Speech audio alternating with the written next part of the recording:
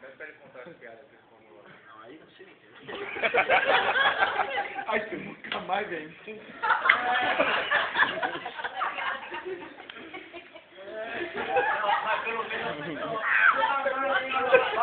Mas pelo menos Nunca mais ele passou nem na frente da igreja. É pior que tem, Tiririca. a direita. É pior que tem. Não dá pra contar. Não dá pra contar, ó. Ei. O cara bebo passando pela igreja católica. Aí saiu uma freira. Aí o padre me acompanhando. Ele forte bate. Aí sai da freira. Aí eu fico com o bebo olha e fez, ei! Quem olhar vai ficar cego, o bebo fez. Pelo menos risco um.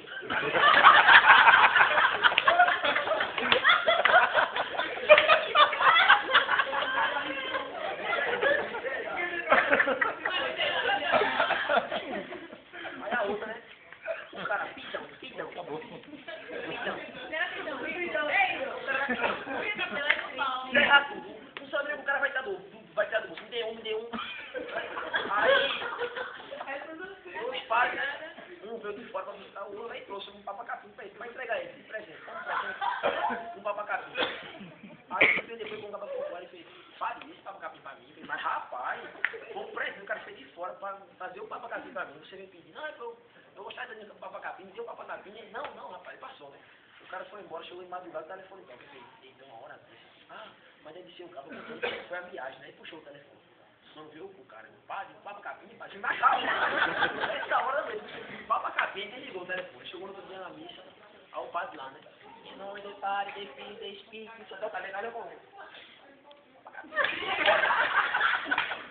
que é que eu pego aqui? Não tem jeito não. Aí passou, né?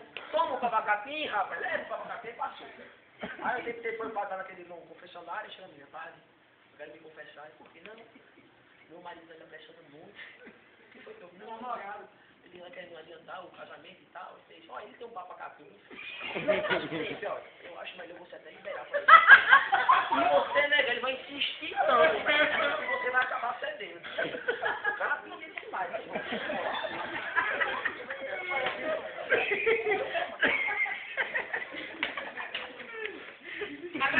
Diz aí, quanto foi o chapéu? Não, quanto foi? O preço? 2, 4. Ah, uns 2, 3, 15 contos. Meu colega, tá? Ei, tu vai sair de que hora amanhã? Lá faz 3, 8 horas. Aí, os caras, quanto tem um passarinho de seu videiro? Aí, cara, deve ter sido uns 10, 20, 70 gramas.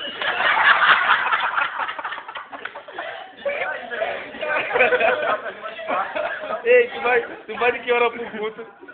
Faz 3, 4, 7 horas.